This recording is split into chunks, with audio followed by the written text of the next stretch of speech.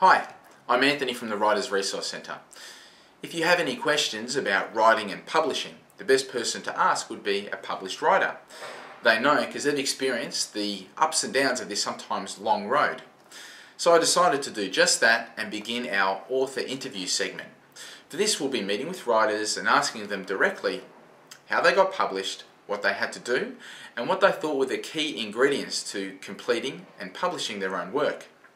To kick things off, we travelled to Sydney and interviewed author Melinda Hutchings. Melinda's the author of such books as Why Can't I Look the Way I Want, which is out now by Allen and Unwin. Needless to say, in this interview, Melinda offers some fantastic advice for writers. Hope you enjoy it. I've always loved writing since I was about 7 years old, so all the way back then I was writing short stories and poetry, and English was my favourite subject, so that's when I first discovered my love for writing. I suffered anorexia as a teenager, and it was a really awful time, and I came out of that after 5 years of suffering, and I wanted to turn that experience into something positive, so I decided to write about that to help other people who might be suffering and to help those people who love someone who's suffering. I think a writer absolutely needs to have persistence and determination. I think because we get rejected so many times and we get knocked around, and that knocks our confidence as well. So if you can just say to yourself that I just have to keep going and stay positive and stay focused on your goal, and don't let anybody sway you from your chosen goal. And listen to yourself, don't listen to everybody else. Listen to what's important to you and follow the heart of your story.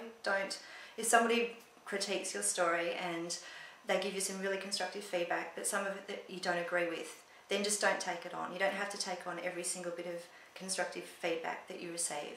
And always just go with what you feel, go with your gut feeling, and just follow the heart of your story.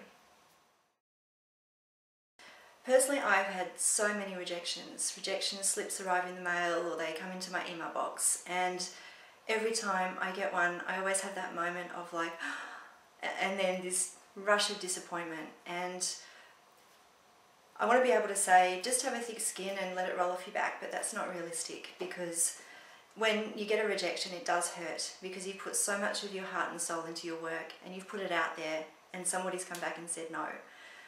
My advice would be just let yourself cry, or let yourself feel the disappointment, and just acknowledge that it's going to hurt, and as long as you can do that, you'll get to the other side of it, and then once you've done that, you can let it go and move on. It's really important to let it go, and it's also important to remember that that's just one person's opinion. There are so many other people out there who could be touched by your words, and that's what you've got to remember. Just stay positive and just keep going.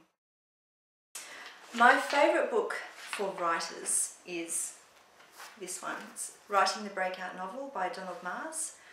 I was fortunate enough to go to Donald Mars workshops in the US, and the words in this book and the advice that he gives is just pure gold.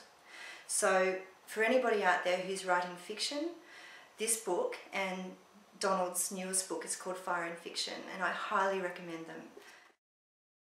My favourite fiction author is Paul Coelho.